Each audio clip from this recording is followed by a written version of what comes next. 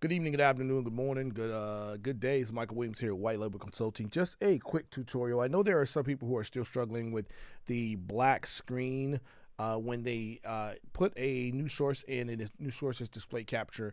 And no matter what you do, you end up having the black screen, which means your gameplay is not showing, or whatever you're trying to do. If you're doing a tutorial or commentary video, is not showing. So I want to show you just real quick how to fix that. I'm going to click on my tutorial mode right here, and I'm going to hit down my zoom key. And when I click on screen, I have three possible modes I can click on. I have the automatic mode, and then I have the DJI desktop, and I have the Windows 10. Now, if I hit automatic, you'll see that it's able to pick up my screen. The one thing that I don't like, which you can't see, is there's a yellow border around it, but that just lets me know what screen that I'm highlighting. It doesn't come out in my recordings or anything. It just lets me know what I'm doing. If I change this to DJI desktop duplication, it does get rid of the yellow border, but you'll notice that my screen is gone, and you'll notice that I no longer have access to my actually primary laptop screen.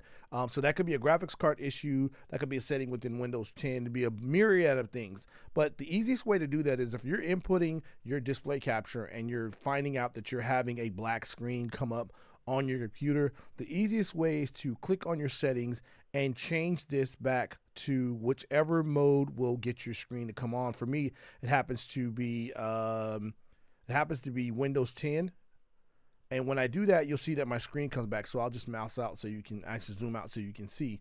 So that's actually a way that you can get rid of the black screen error. It's just by going into the actual source, clicking on the settings, and changing the mode from automatic to DXGI, or changing it to your Windows 10 settings so that your screen can pop up. Now, there are some tutorials that try to teach you how to get rid of the yellow border, which I'm not going to go into because that's not a universal fix.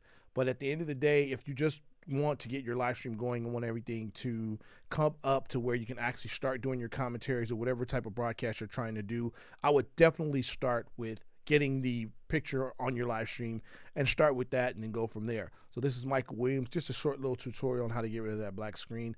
Thank you for watching. God bless and have a good night.